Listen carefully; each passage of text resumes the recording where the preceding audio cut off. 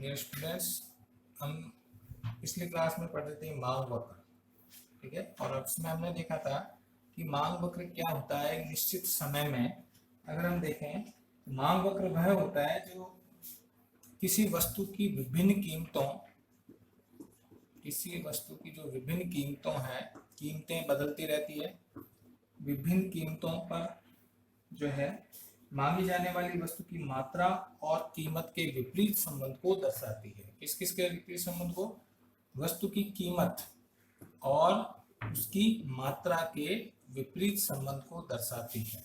यानी वह वक्र जो विभिन्न कीमतों पर जो है उपभोक्ता के द्वारा की गई मांग, विभिन्न कीमतों पर की गई मांग के विपरीत संबंध को दर्शाती है। अर्थात कीमत जैसे हम कहें 1 2 3 4 5 जो कीमत बढ़ती है, मांगी गई जो मात्रा है वो क्या होती है?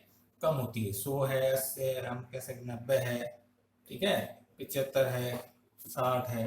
तो ये ऑपोजिट संबंध को दर्शाती है, विपरीत संबंध को दर्शाती है, ठीक है। एक उपभोक्ता के द्वारा जो है विभिन्न कीमतों पर की गई मांग के विपरीत संबंध को दर्शाने वाले वक्र को जो है मांग वक्र कहते हैं, ठीक है। तो ये किसके सम, अगर आपसे एक लाइन में पूछा जाए तो मांग वक्र क्या दर्शाता है? कीमत, वस्तु की कीमत और उसके मांगी गई मात्रा के विपरीत संबंध को दर्शाने वाले जो वक्र है उसे हम कहते हैं मांग वक्र। और मांग वक्र दो प्रकार का होता है, ठीक है। मांग वक्र जो है वो कल हमने इसके बारे में संबंध में चर्चा भी कर ली थी कि मांग वक्र जो है वो दो प्रकार का होता है। एक वैयक्तिक मांग वक्र, वैयक्तिक मांग वक्र,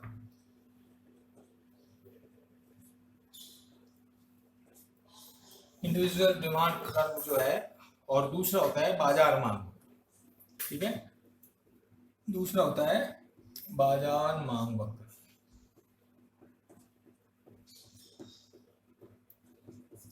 तो सबसे पहले हम चर्चा करेंगे वैयक्तिक मांग वक्र क्या होता है। तो हमने वैयक्तिक मांग को दो प्रकार पढ़े थे।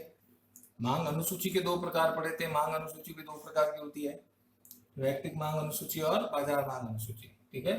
मांग भी दो प्रकार की होती है, वैयक्तिक मांग और बाजार मांग।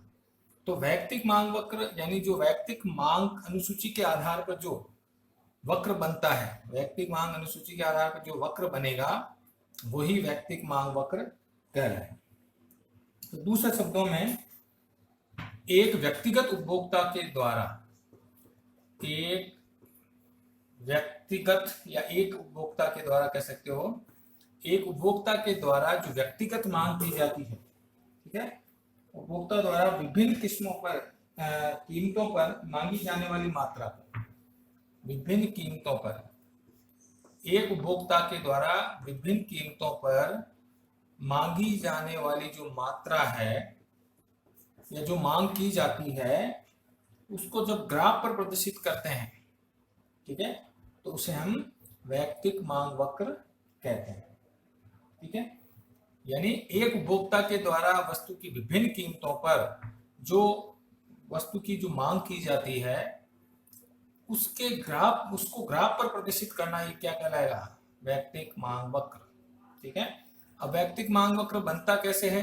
तो कल हमने इसके बारे में चर्चा की थी कि वैयक्तिक मांग वक्र एक उपभोक्ता के द्वारा मांग की जाती है, ठीक है। तो जैसे अगर वस्तु की कीमत और मांगी गई जो मात्रा है, ये इसको मांग कह सकते हैं, यानी ये प्राइस और ये क्वांटिटी, ठीक है। अगर कीमत जैसे हम कहते हैं 5 रुपए, 4 रुपए, 3 रुपए, 2 रुपए और 1 रुपए, ठीक है। इकाइयां जैसे हम कहें 5 रुपए कीमत है तब बिस्किट की मांग है 10 इकाइयां। जब 4 रुपए हो जाती है तो 12 इकाइयां हो जाती है, 3 रुपए हो जाती है तो 15 इकाइयां हो जाती है, 2 रुपए की होती है तो 20 इकाइयां, और 1 रुपए होती है तो 25 इकाइयां, ठीक है। इसको हम जो है मांग वक्र को, अगर हम इसको वक्र पर प्रदर्शित करें, ये वैयक्तिक मांग अनुसूची है, इसको वक्र पर प्रदर्शित करें तो जो वक्र बनेगा वो अपना, जैसे यार यहाँ पर हमने ले ली कि वस्तु की कीमत, इधर कीमत ओ वाई पर हमने कीमत ले ली और ओ एक्स पर ले ली मांग, ठीक है। मांग मात्रा कह सकते हो, मांग मात्रा कह लो या मात्रा कह सकते हो। तो अगर यहाँ पर अपन मात्रा ले ले, जैसे कीमत ले लें 1 रुपए, 2 रुपए, ₹3, ₹4 और ₹5। यहाँ आपने मांग मात्रा ले ली 5 इकाइयाँ, 10 इकाइयाँ, 15 इकाइयाँ, 20 इकाइयाँ और इधर ले लो 25 इकाई। ठीक है, तो जब कीमत ₹5 है तो मांगी जाने वाली मात्रा कितनी है? 10 इकाइयाँ। तो यहाँ पर अपन 10 ले लें। ठीक है, और जब ₹4 है तो 12, ₹4 भी तो है तो कितने हो गए? 12। जब ₹3 है तो 15, जब ₹2 है तो 20 इकाइयां, और जब ₹1 है तो 25 इकाइयां।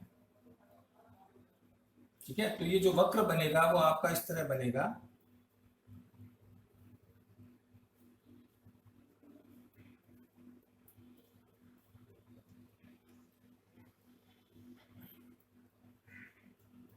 ये वक्र बनेगा आपका डिमांड।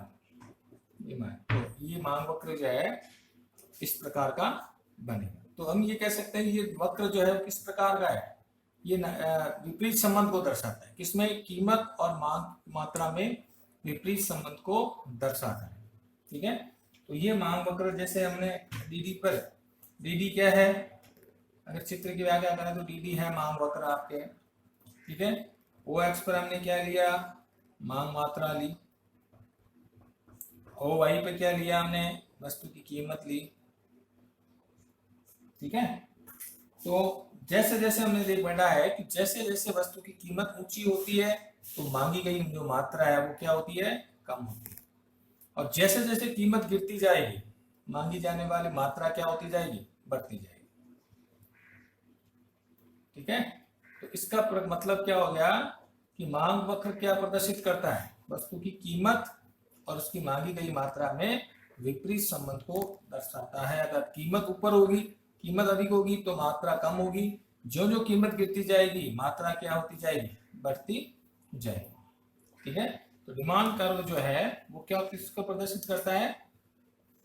वैयक्तिक मांग वक्र किसी एक उपभोक्ता के द्वारा वस्तु की कीमत और उसके मांगी जाने वाली मात्रा के विपरीत संबंध को दर्शाने वाला जो वक्र है वो वैयक्तिक मांग वक्र कहलाएगा। ठीक है, फिर दूसरा हम पढ़ते हैं बाजार मांग वक्र।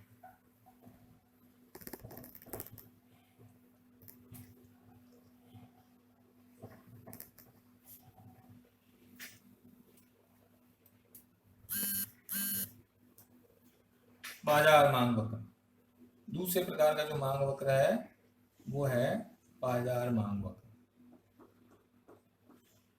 Market demand curve. ठीक है, तो चूंकि वैयक्तिक मांग वक्र में एक उपभोक्ता के द्वारा मांग की जाती है उसको वक्र में प्रदर्शित करते हैं, जबकि बाजार मांग वक्र संपूर्ण बाजार में जितने उपभोक्ता हैं उनके द्वारा जो मांगी जाने वाली वस्तु की मात्रा है और उसकी कीमत के विपरीत संबंध को दर्शाती है।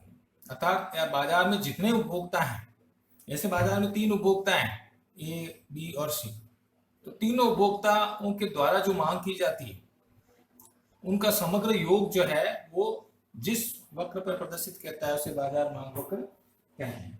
ठीक है, तो एक निश्चित समय में सभी उपभोक्ताओं के द्वारा, बाजार मांग वक्र की परिभाषा क्या हो गई? एक निश्चित समय में, तो समय क्या है? निश्चित है, समय फिक्स है। सभी उपभोक्ताओं के द्वारा, इसमें एक उपभोक्ता आएगा, इसमें क्या होगा? इसमें क्या शब्द काम में लेंगे? सभी उपभोक्ताओं के द्वारा वस्तु की जो है विभिन्न कीमतों पर मांगी जाने वाली मात्राओं को जब ग्राफ या वक्र पर दर्शाया जाता है, जब ग्राफ पर दर्शाया जाता है तो उसे हम बाजार मांग वक्र कहते हैं। तो समय निश्चित है और सभी उपभोक्ताओं के द्वारा वस्तु की जो कीमत है और उनके द्वारा मांगी गई जो मात्रा है, मांग मात्रा के विपरीत संबंध को दर्शाया जाता है तो उसे बाजार मांग वक्र कहते हैं। ठीक है, तो इसमें वैयक्तिक मांग वक्र में एक व्यक्ति के द्वारा जो मांग की जाती है तो उसकी कीमत और मांग के विपरीत संबंध को दर्शाता है, जबकि बाजार मांग वक्र में सभी उपभोक्ताओं के द्वारा जो मांगी गई मात्रा है उसके कीमत और मांगी गई मात्रा के विपरीत संबंध को दर्शाता है। ठीक है, या आप सीधे शब्दों में क्या दूसरी परिभाषा इसमें कह सकते हैं? वैयक्तिक मांग वक्र योग ही बाजार मांग वक्र होता है। वैयक्तिक मांग वक्र या वैयक्तिक मांग वक्र का योग ही बाजार मांग वक्र कहलाता है।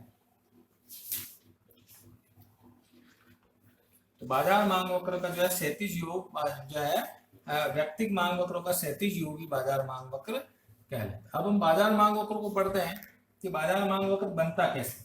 जैसे बाजार में तीन उपभोक्ता है, यह हमने ले लिया, ये वस्तु की कीमत है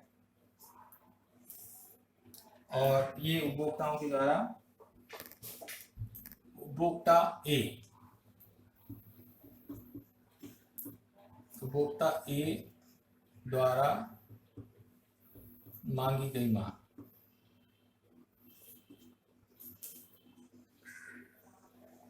ये उपभोक्ता बी उपभोक्त हो गया, उपभोक्ता बी द्वारा मांग लिख सकते हो यहाँ पे, और ये उपभोक्ता सी। तो बाजार में तीन उपभोक्ता हैं,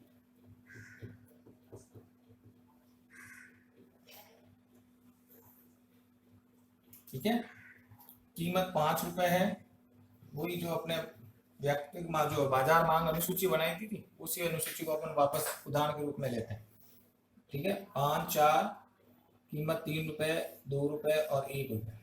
ये उपभोक्ता का जो मांग वक्र वही है 10, 12, 15, 20 और 25। इस कीमत पर इन विभिन्न कीमतों पर बी उपभोक्ता के द्वारा जो मांग की जाएगी, जैसे बी उपभोक्ता 8 की मांग करता है, 8, 10, 12, 15 और 20, ठीक है। और सी उपभोक्ता जो है इसी कीमत पर अधिक मांग करेगा, जैसे हम कहते हैं सी उपभोक्ता करता है 18, इससे 22, 27, 35 और 45, ठीक है। तो 1 रुपए कीमत पर ए उपभोक्ता 25 इकाइयों की मांग करता है, बी उपभोक्ता 20 इकाइयों की मांग करता है और सी उपभोक्ता जो है वो 45 इकाइयों की मांग करता है। तो इस प्रकार हम कह सकते हैं ये D1 है, पहला उपभोक्ता के द्वारा की गई मांग, ये D2 है और ये D3 है, ठीक है। तो बाजार मांग इन तीनों का योग बन जाएगी। तो DM demand of market is equal to D1 plus D2 plus D3। तीनों उपभोक्ताओं के द्वारा जो की गई मांग है वो बाजार मांग वक्र बन जाएगी। तो 10, 8 और 18, 10, 8 और 18, ठीक है। तो ये तीनों का योग जो है बाजार मांग बन जाएगी। तो 18 और 10 28 और 30, 18 और 8 36, तो ये हो गए 36, ठीक है। 4 रुपए कीमत पर संपूर्ण बाजार मांग वक्र कितनी बन जाएगी, 22 और 10 32 और 12 44, ठीक है, ठीक है। और इसमें 3 रुपए कीमत पर 15 और 12 27 और 27 54। इस पे 2 रुपए कीमत पे कितनी हो जाएगी, 2 रुपए कीमत पर बाजार मांग वक्र कितनी हो जाएगी, 35 और 15 50 और 20 70। और 1 रुपए कीमत हो जाए तो 25 और 20 45 45 90। इस तरह बाजार मांग वक्र क्या हो जाएगी, तीनों मांग वक्र जो है, माना कि बाजार में तीन उपभोक्ता है, तीनों के द्वारा जो मांग की जाएगी वो बाजार मांग वक्र बनेगा, ठीक है। अब हम इसको वक्र के रूप में प्रदर्शित करते हैं। ये बाजार मांग अनुसूची होगी, इसको वक्र पर प्रदर्शित करना है तो अपन तीनों उपभोक्ताओं के द्वारा जो मांग वक्र बनेंगे, तो जैसे ये उपभोक्ता का मांग वक्र है, ये दूसरे उपभोक्ता का मांग वक्र है, ये तीसरे उपभोक्ता का मांग वक्र है।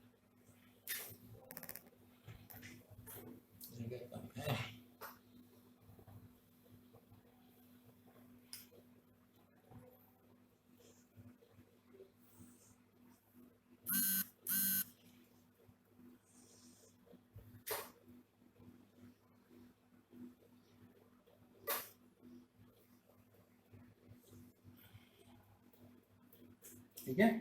तो जैसे ए उपभोक्ता के द्वारा मांगी जाती है, यहाँ पर ले लेते हैं अपन कीमत और यह मात्रा, ठीक है। OX पर कीमत और ये एक उपभोक्ता का बाजार मांग, ये OX हो गया यह मात्रा और यह कीमत। इसी प्रकार तो ये उपभोक्ता का मांग वक्र हो गया। तो यहाँ अपन कीमत ले लेते हैं, जैसे कीमत 1 रुपये, 2 रुपये, 3 रुपये, 4 रुपये और 5 रुपये। यह मात्रा ले लेते हैं। हाईएस्ट मात्रा जो है ये उपभोक्ता का जो मांग वक्र है वो क्या बनेगा, तो यहाँ पर ले लो 5 इकाइयाँ, 10, 15 इकाइयाँ, 20 इकाइयाँ और 25 इकाइयाँ। ठीक है। इसी प्रकार इसका ले लो, ये कीमत 1, 2, 3, 4 जो है 5, इस तरह यहाँ पर आप कीमत ले लो या मात्रा ले लो, यहाँ कीमत और ये बन जाएगा बाजार मांग। ठीक है। तो ये ए उपभोक्ता का मांग वक्र है। एक उपभोक्ता 5 रुपए इकाई को कितनी मांग करता है, 10 की। ठीक है। तो ये मांग करेगा आपके 5 रुपए इकाइयों पर 10 की मांग करेगा, तो ये इसका मांग वक्र बनेगा। ये 10 से शुरू होगा और क्रमशः इस तरह बनेगा D1 DT। ठीक है। तो ये क्या है, ए उपभोक्ता का मांग वक्र।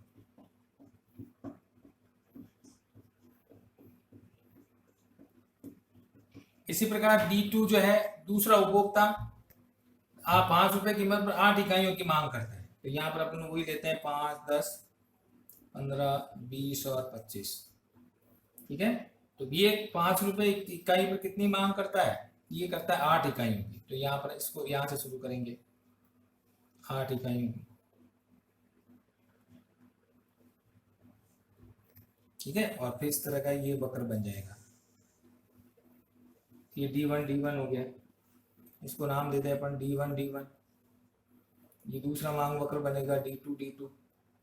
ये बी उपभोक्ता का मांग वक्र है।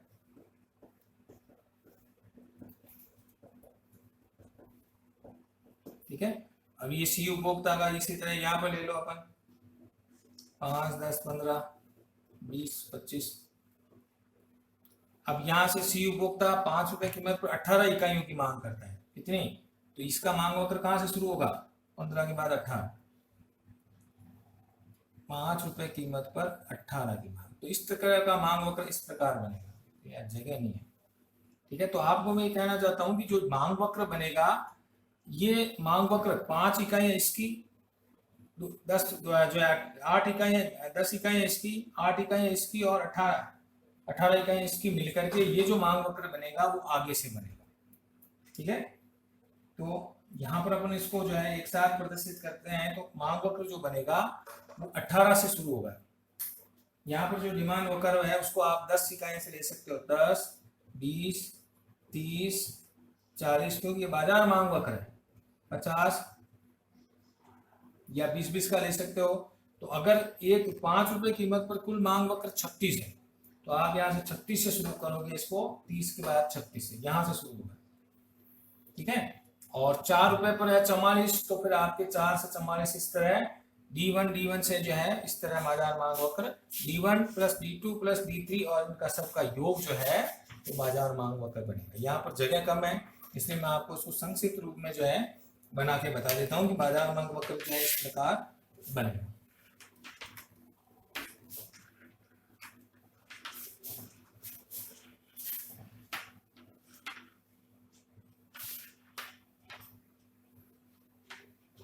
बिना तालिका ही इसको वक्र को बना सकते हैं अपन।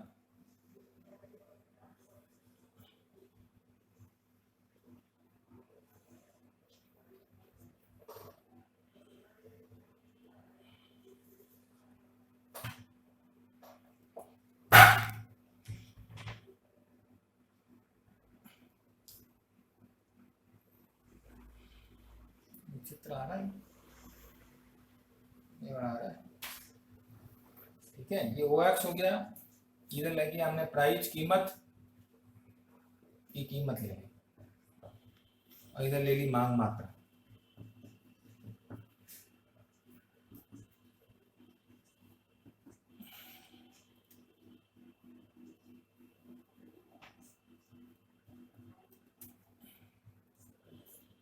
ठीक है।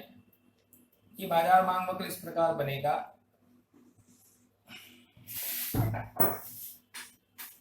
जब कीमत P है,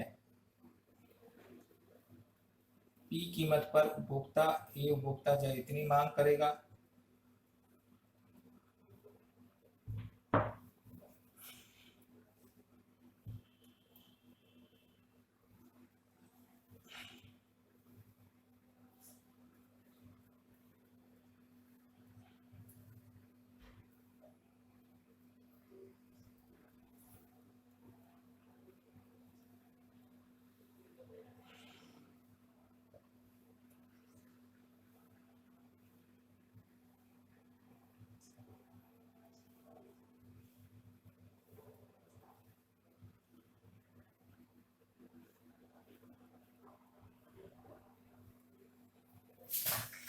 ये A उपभोक्ता का मांग वक्र, ये हो गया D1, ठीक है। अब B उपभोक्ता जो है मांग वक्र यहाँ से शुरू करेगा, उसी कीमत पर B उपभोक्ता जो है इतनी मांग वक्र करेगा, मांग करेगा, D2 हो गया। A उपभोक्ता P1 कीमत पर B उपभोक्ता जो है इतनी मांग करेगा,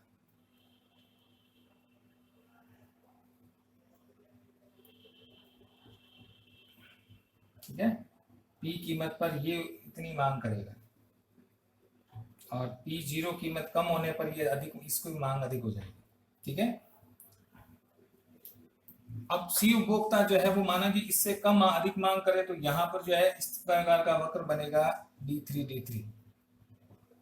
तो ये P1 कीमत पर उपभोक्ता C जो है वो इतनी मांग करेगा, P कीमत पर इतनी मांग करेगा और P0 कीमत पर इतनी मांग करेगा, ठीक है। तो यहाँ पर जो बाजार मांग वक्र बनेगा DM, वो क्या बनेगा, P1 यानी पहले उपभोक्ता की मांग, दूसरे उपभोक्ता की मांग और तीसरे उपभोक्ता की, तो ये वक्र मिलकर के और यहां से इसकी शुरुआत होगी, ठीक है। ये डिमांड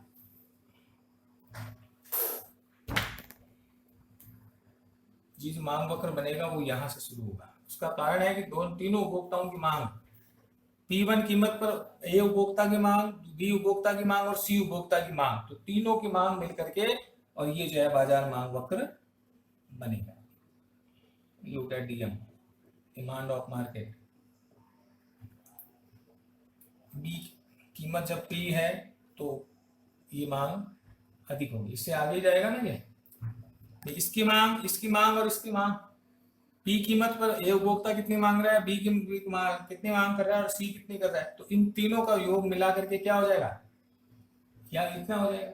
अब P0 कीमत है तो इतनी, इतनी और इतनी, तीनों मिलकर के और ये जो है मांग अपनी डिमांड इस यहां से शुरू होगा, ठीक है। तो DM क्या बनेगा, DM डिमांड ऑफ मार्केट बराबर D1 पहले उपभोक्ता की मांग, दूसरे उपभोक्ता की मांग और तीसरे उपभोक्ता की मांग, ये हो गया आपका बाजार मांग,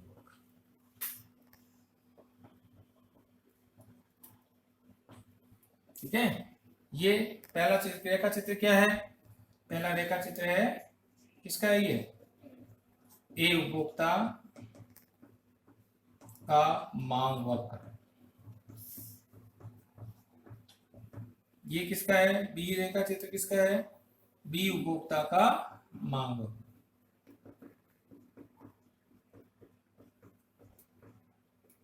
तीसरा चित्र किसका है, C उपभोक्ता का मांग वक्र।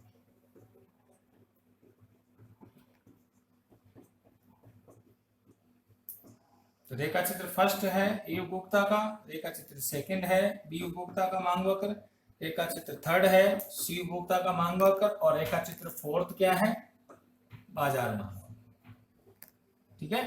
तो तीनों उपभोक्ताओं के द्वारा, माना कि बाजार में 3 उपभोक्ता हैं, तो तीनों उपभोक्ताओं के द्वारा जो मांग की जाएगी वो बाजार मांग वक्र बनेगी। ये इतना शुरू हो गया, ये यहां से क्यों शुरू हो रहा है, क्योंकि P कीमत पर जो है वो बाजार इतनी मांग होगी, पहला दूसरा और तीसरा तीनों उपभोक्ताओं के मिलकर के जो मांग होगी वो बाजार मांग वक्र होगी, तो ये यहां से इसलिए शुरू होगा, ठीक है।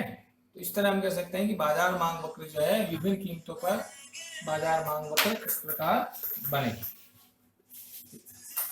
हाँ हाँ हाँ सर, हाँ बिल्कुल आऊँ, सब आधा घंटा हूँ। हाँ हाँ ठीक है। हाँ मैं फोन कर रहा हूँ। हाँ ठीक। ठीक है, तो ये बाजार मांग वक्र बनेगा। तो बाजार मांग वक्र क्या होता है? वैयक्तिक मांग वक्रों का योग। अगर एक नंबर में परिभाषा पूछे तो क्या हो सकता है बाजार मांग वक्र?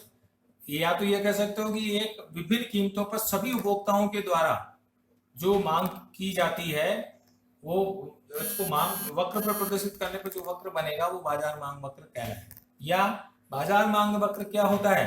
वैयक्तिक मांग वक्रों का योग।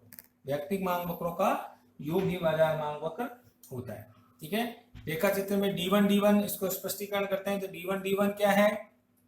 D1 मांग वक्र किसका है? ए उपभोक्ता का मांग वक्र। D2 किसका मांग वक्र है? बी उपभोक्ता का मांग वक्र। और D3 किसका मांग वक्र है? सी उपभोक्ता या तीसरे उपभोक्ता के द्वारा किए गए मांग। और DM क्या है? बाजार मांग। ठीक है, यानी DM कैसे बनेगा? डिमांड ऑफ मार्केट यानी बाजार मांग कैसे बनेगा? पहले उपभोक्ता, दूसरे उपभोक्ता और तीसरे उपभोक्ता तीनों के द्वारा जो मांग की जाती है उसका योग जो है बाजार मांग वक्र बनेगा। ठीक है, तो अगर कीमत ऊपर होगी तो ये कम मांग करेगा, कीमत नीचे होगी तो अधिक मांग करेगा, और नीचे होगी तो अधिक मांग करेगा। तो जो है इस तरह बाजार मांग वक्र भी आगे की ओर बढ़ेगा। ये यहाँ से शुरू हो रहा है लेकिन वो आगे से शुरू हो गए। तो दोनों सभी उपभोक्ता को जो है बाजार मांग वक्र जो है, तीनों बाजार में तीन उपभोक्ता हैं, तीनों के द्वारा जो मांग की जाएगी वो बाजार मांग वक्र बनेगी।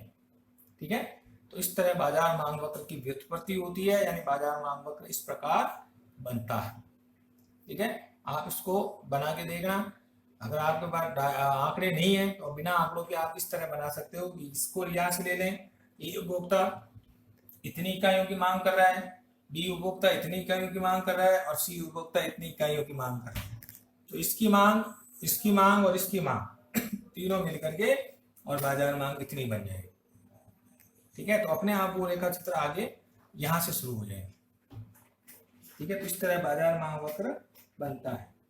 अब बात करते हैं अपन मांग को निर्धारित करने वाले तत्व। मांग को कौन कौन से तत्व निर्धारित करते हैं? तो पहले मांग की परिभाषा हमने पढ़ी है। मांग क्या होती है? मांग के लिए तीन तत्वों का होना आवश्यक है। ठीक है, फिर हमने पढ़ा था मांग कितने प्रकार की होती है। मांग दो प्रकार की होती है, वैयक्तिक मांग और बाजार मांग। ठीक है, वैयक्तिक मांग अनुसूची क्या होती है? इसमें हमने पढ़ा था कि वह तालिका जो कीमत और मांग के संबंध को दर्शाती है उसे मांग तालिका कहते हैं। मांग तालिका मांग अनुसूची कहते हैं। मांग अनुसूची दो प्रकार की होती है, वैयक्तिक मांग अनुसूची और बाजार मांग अनुसूची। फिर हमने पढ़ा था मांग वक्र क्या होता है? जो वस्तु की कीमत और मांग के विपरीत संबंध को दर्शाने वाला जो वक्र है उसको मांग वक्र कहते हैं। ठीक है, मांग वक्र भी दो प्रकार का होता है, वैयक्तिक मांग वक्र और बाजार मांग। वैयक्तिक मांग वक्र किस कैसे बनता है? एक उपभोक्ता के द्वारा जो है विभिन्न कीमतों पर मांगी गई जो मात्रा है उसको वक्र पर दर्शाया जाता है, तो वह बाजार मांग वक्र वैयक्तिक मांग वक्र बनेगा। बाजार मांग वक्र क्या किस प्रकार बनेगा? विभिन्न कीमतों पर एक निश्चित समय में विभिन्न कीमतों पर सभी उपभोक्ताओं के द्वारा जो मांग की जाएगी उसका जो है योग ही क्या कहलाएगा? उसको वक्र के द्वारा प्रदर्शित किया जाता है, तो वो बाजार मांग वक्र कहलाता है। या दूसरे शब्दों में वैयक्तिक मांग वक्रों का योग ही क्या होता है? बाजार मांग वक्र। ठीक है, अब हम पढ़ेंगे अगला जो टॉपिक है मांग को निर्धारित करने वाले तत्व। मांग को कौन कौन से तत्व निर्धारित करते हैं? तो नया हेडिंग लगाते हैं मांग को निर्धारित करने वाले तत्व। मांग को निर्धारित करने वाले तत्व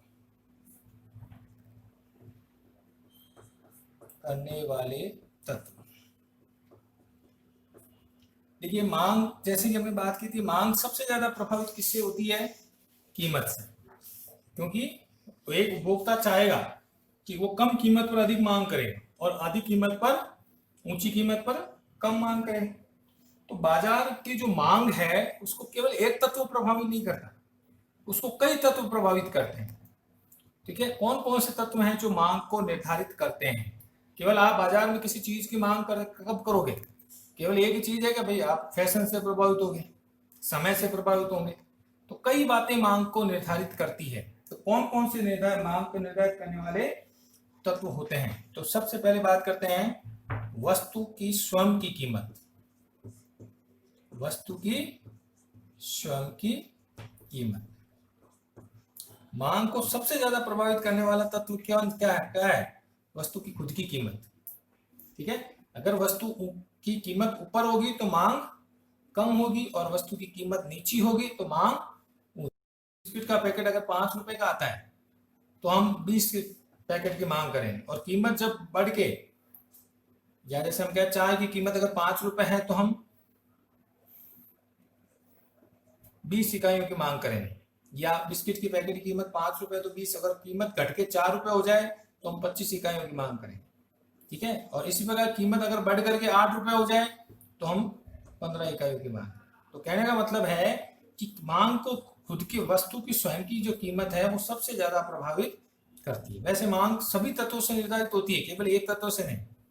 तो पहला जो तत्व है जो मांग को प्रभावित करता है वो है वस्तु के स्वयं की कीमत। ठीक है, वस्तु, अब पूछ लिया जाए कि वस्तु की स्वयं की कीमत और मांग में कैसा संबंध होता है? कैसा संबंध होगा? विपरीत संबंध होता है। वस्तु की स्वयं की कीमत और मांग में कैसा संबंध होगा? विपरीत संबंध होता है। अगर कीमत ऊंची होगी तो मांग कम होगी, और कीमत नीची होगी तो मांग अधिक होगी। कैसा संबंध होगा? विपरीत संबंध, या हम कह सकते हैं ऋणात्मक संबंध होता है। आपसे एक लाइन में पूछ लिया जाए कि वस्तु की स्वयं की कीमत और वस्तु की मांग में कैसा संबंध होता है? विपरीत संबंध होता है। अर्थात वस्तु की कीमत बढ़ेगी तो मांग कम होगी या मांग गिरेगी, और जब वस्तु की कीमत गिरेगी तो मांग बढ़ेगी। तो वस्तु की जो है स्वयं की कीमत और मांग में विपरीत संबंध होता है। ठीक है, बाकी और भी कई तत्व हैं जो मांग को प्रभावित करते हैं। कौन कौन से तत्व हैं, इन सब के बारे में हम नेक्स्ट क्लास में चर्चा करेंगे। Thank you.